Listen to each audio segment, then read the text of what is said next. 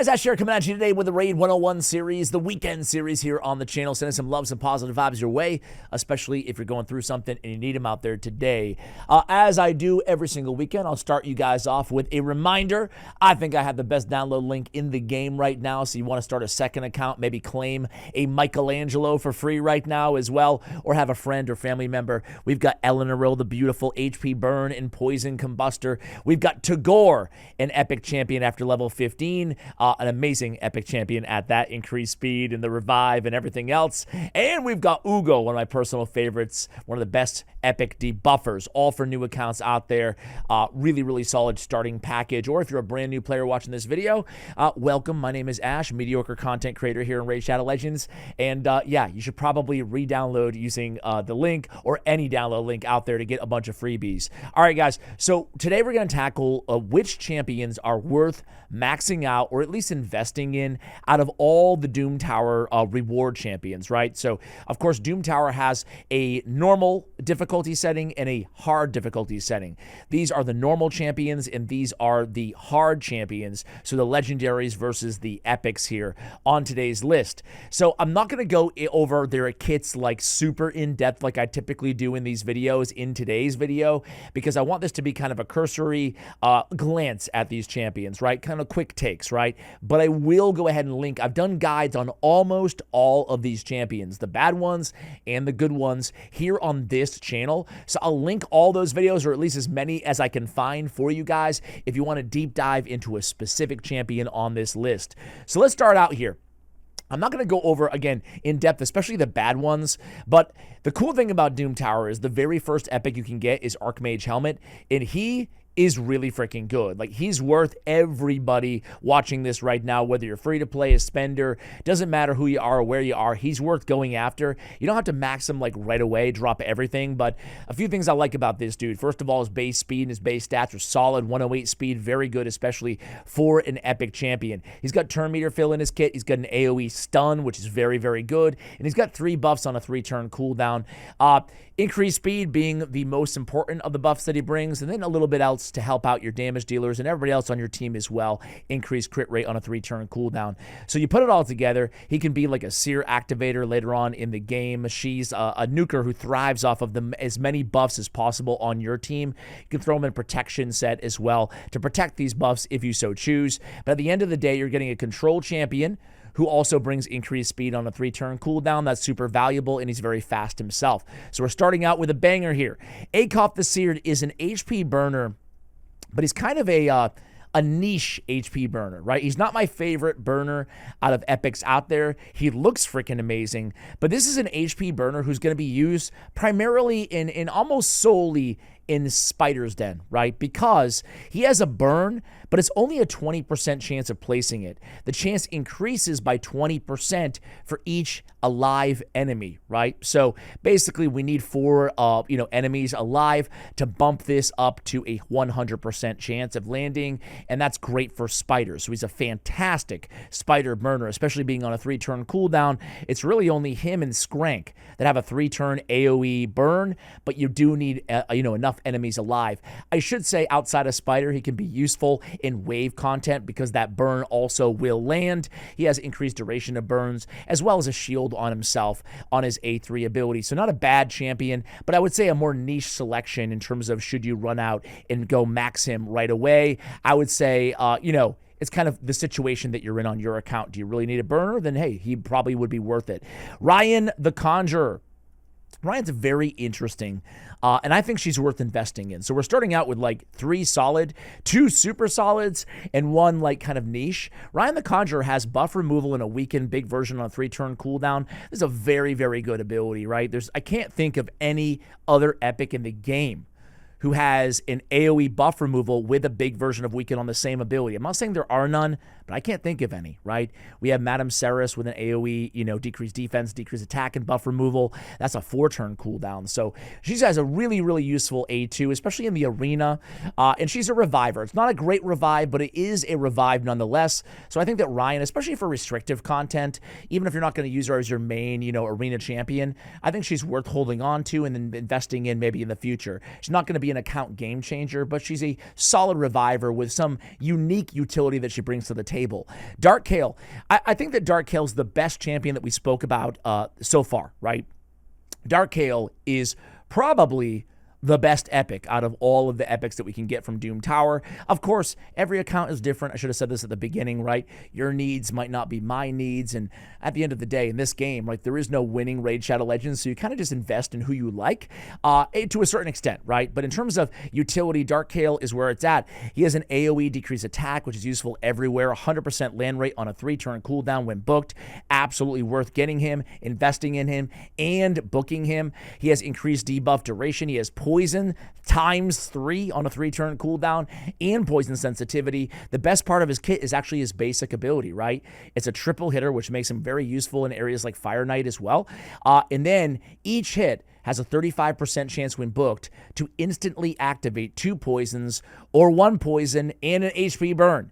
So getting the HP burn and the poison activation and or on an A1 like this is really valuable in so many different areas of the games because so many bosses are susceptible to especially HP burn instant damage. So he's going to help you out in areas like Dragon, but also help you out in areas like Ice Golem where burn activation or Ice Golem hard later on in the game where burn activation is super, super powerful. So Dark Kale's great in Clan Boss as well. Gwyneth. Gwyneth is kind of a niche champion. She's a hard one to grade out here because she looks cool. I think she's one of the cooler designs, honestly, personally. She has an AoE on the A1 that won't trigger counterattacks. Now, there's this very niche stage in Cintranos and Soulcross, which is the most difficult area in Cursed City, right?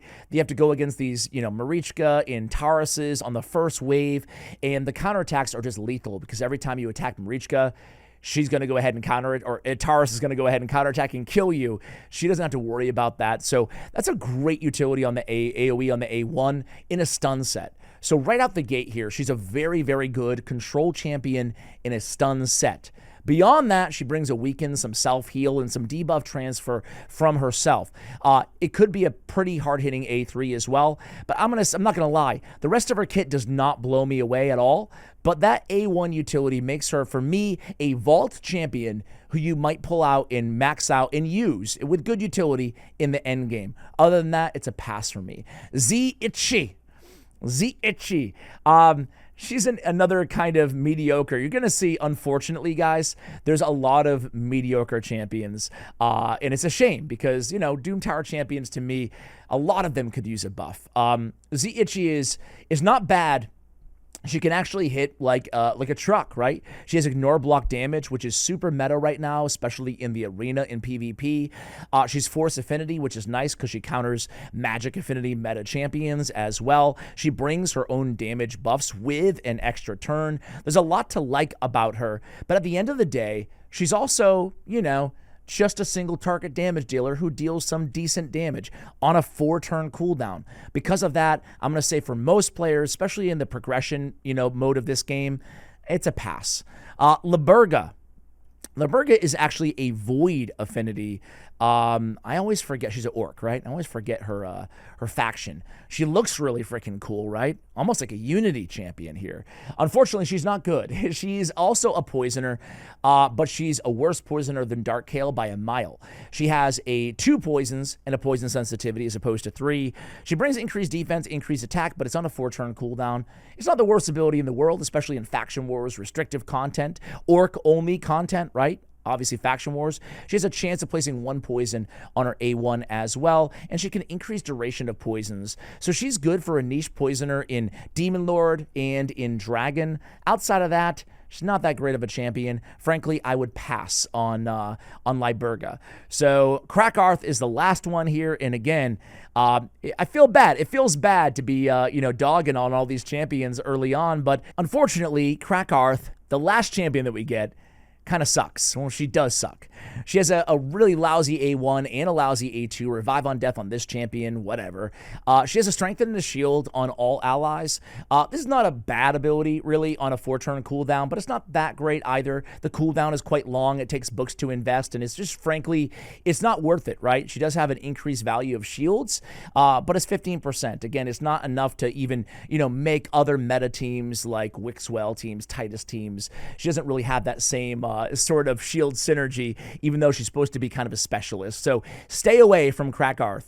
All right, let's move on to the legendaries. Thea, the Tomb Angel. She can hit, she can nuke, but it's predicated on landing a bunch of hexes. And why am I staring right at her? I know she's right in front of my face. There it is. She looks amazing, right? This champion looks really cool, and she's the first legendary that we get. So it's a shame she's just not that good, right? This ability, Hex Reaper, on a 4-turn cooldown, if you have a bunch of hexes in play, it can smack. But to me, the juice isn't worth the proverbial squeeze here, right? She's got the rest of her kit, revolves around an extra turn perfect veil and landing hexes on the A1. Honestly, she's just not that great. I would not invest in Thea the Tomb Angel unless you really need a nuker in the Knights Revenant faction. Euros the Soul Cage. I want to mention really quickly, though, some people actually do like Thea a lot. I think she needs a buff. I'm not one of them. But I want to give, a little bit of love, because some people out there in the comments in previous videos when I've dogged on her a little bit have disagreed with me. So there are other opinions, obviously, on all these champions. Euros the Soul Cage, I actually think, is probably... let's just say he's top 3 legendary. He's one of my favorites. He might be my personal favorite out of all the legendaries that we get in Doom Tower Hard. He has a great, his kit's very long, but he revolves around poison synergy, which he places on his passive, right? When he's attacked, he has a 75% chance when booked of placing a poison on the attacker for 2 turns. And then the more poisons out there, he can, basically activate new abilities in his skill, right? Including stuns and decreased speeds. He also has a great support on his A3. Big version of Strengthen, that's 25% damage mitigation and ally protection. You put it together, that's 75% damage mitigation on allies. So he's a great tank, but he's a solo beast. He is the best solo champion for Scarab King in the game. He just sits there and deals poisons. Right? It's an easy way to kill Scarab King without destroy gear. He can solo other bosses as well, and he's a good support champion, just in general. Having an AoE here with decreased turn meter on enemies under a poison, and again, it keeps getting better from there. He can also be a provoker. Whenever an ally is hit while under a strengthen, has a 50, make it a 75% chance of placing a provoke on the attacker. That's on his passive. Really interesting champion, really good. Gomlock, Skyhide. Unfortunately, that is not the case for Gomlock. He's probably one of the worst, legendary champions here in Doom Tower, in my opinion. Oof, those reviews ratings are very bad on him for good reason. He doesn't hit hard. He's not a damage dealer. He has a leech on his A1. He has a buff steal and a turn meter steal as well, potential on the A2. And then he has an AoE decreased defense, a little bit of chance of decreased turn meter, and also a weaken if he has full HP. The problem here is the cooldown, right? It's a 4-turn cooldown, and this is a problem that's going to plague a lot of these champions. By the time that you're able to farm enough to get these champions, you're going to have way better options for a decreased defense champion. So again, he's going to be a niche pick for faction wars, basically only faction wars or very restrictive content where you need a debuffer, right? Varl the Destroyer is actually one of the top 3 as well, alongside Euros, right? He is very, very good. He's a simple champion to understand. He's a damage dealer. He's a very hard-hitting single-target Calamity Torrent on his A3 ability, right? But he has an AoE weaken, big version weaken. To have a damage dealer, a nuker, who's not a mythical, right? Land an AoE big version weaken on a 3-turn cooldown along with a hard-hitting AoE nuke is very rare to find in this game. There's not that many of them at all who have that. Varl Destroyer has a lot of damage from attack-based damage dealer and an AoE weaken. The thing about Varl that makes him worth investing in is his passive. Increases champions' attack by 10% each time they use an active skill, all the way up to 100% attack. That is based off of his stat after all of his gear and everything else, right? That's a huge, doubling his attack, right? That's huge. So Varl shines in longer, you're not going to use him in the arena. I mean, you could, but you're not going to benefit from the best part of his kit, the mass murder passive, right? So Varl's a champion that you want to use in Hydra, specifically longer battles, right? So Varl is a really good option for just AoE wave clear, just damage and damage over time in longer battles as well. Basata. I think that Basata will be my third of my top 3 legendary choices. He's plagued by the same thing a few of these champions are. It's by the time you get him, is he going to be, a must max on your account? The odds are the answer to that question is going to be no, which is a real bummer because he's a really cool champion. That all being said, I used him heavily in Faction Wars hard mode, clearing that because he has an AoE stun. An AoE stun plus turn meter decrease. It is on a 4-turn cooldown, which isn't super ideal, but it's still a great ability. And then he has strengthen and continuous heal on all allies, so you get a beautiful blend of support and control and a nasty passive. Whenever an enemy's revived, they get stunned. So Basatha is actually a really, really good Lizardmen champion. He's worth investing in. Vassal of the Seal. People don't really like this champion. I like him, but he's like a C+ champion, right? Or maybe a B-. But I feel like people kind of out there in the zeitgeist on this dude, he's like an F to most players. See, the ones, I disagree with these ratings. He's not that bad, but he's not that great, right? He's mediocre. This demon possession, his A3, is really good. It's a great heal. Balance the HP of all levels to the ally with the highest HP. So as long as anybody on your team has a decent amount of hit points, everybody else is going to get a massive heal. He also gets an extra turn after that ability, which is great. He has a True Fear and a decreased attack on an AoE on a 3-turn cooldown. Man, this kit is not that bad. He has a burn on his A1, but it is predicated on a decreased attack or a True Fear being on the target. He also has some damage mitigation on his passive. So I like Vassal of the Seal. He's certainly not a must max, but he's a good little support champion if you're looking for a healer and a damage mitigator on the decreased attack, and maybe a little bit of control with the True Fears too. He's good in waves, good in Cursed Cities, good in Faction Wars, but that's about it, unfortunately. Oh man, we end with a real just awful trio here, right? I'm going to be quick on these champions because none of them are worth investing in really under almost any circumstances, right? You'd have to be really desperate for a provoker. He has a 5-turn provoke booked down to a 4, and the rest of his kit is pretty lousy. He is fairly tanky, Chromax, but I would stay far away from this champion. Not worth your books. We have Granjar, who I think could be the worst champion or the worst legendary in all of Raid Shadow Legends. He is a burner, but it's a 4-turn burn. It's a 4-turn AoE burn. Very, very bad, especially for a legendary who takes so long to get. He has a lousy A2 as well. He has some synergy where burns heal him instead of doing damage to him, but it's not enough to justify ever touching this champion, except for one stage in Soul Cross that is, I think it's HP based force legendaries only or something really niche and bizarre like that. In that one area, he's very useful because there's barely any champions to choose from. Outside of that, that would be the only way I would go in and max him, which I did because of that one area. So, hey, at least he has one area you can use him. And last but not least is Jinro the Stork, or as I like to call him, the Nose. The Nose. I have a soft spot for Jinro the Stork. Look at that schnoz, right? Look at that schnoz. I have a soft spot for this dude, but he's not great. He's not great, right? He's a cool champion. He's cool, but he needs a buff desperately. You ever have any crappy champion in this game that you really like, but you know they're really, really trash? That is exactly how I feel about Jinro. The cool thing is, at the end of this champion's turn, place a provoke for 1 turn on all enemies under increased attack. It's a nasty little active effect on his passive.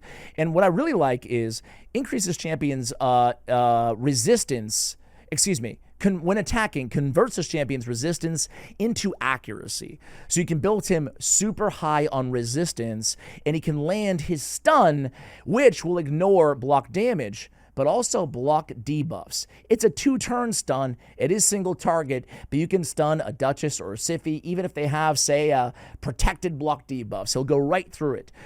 That's about it. He has a counterattack where he can reduce cooldowns on his A1.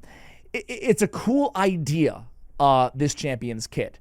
But in practice, like, there's a billion champions who are better value over replacement than Jinor the Stork, right? No matter what you're looking for in his kit. So I really wish they would buff this dude because I really like him. I think he looks super cool too, but unfortunately, he's not worth investing in. So Rapid Fire, Jinro, no. Granjar, no. Chromax, no. Vassal, maybe. Basata, probably. Varl, yes. Gomlock, no. Euros, yes. Thea, maybe. Krakarth, no. Laberga, no. Z, probably not. Taya, we missed Taya. Oh, I'm so sorry, guys. And Taya is actually one that I would recommend some players invest in. Everybody's going to be like, you skip Taya, and then you know, hopefully the three of you watching can say, hey, he did it at the end. He did it at the end. Taya is a Void Epic. And she's very good, particularly just in Dragon, in one area, right? She has a triple hitter. Each hit is going to be placing a big version of poison. That's nice on the A1. Decreased accuracy on the A2.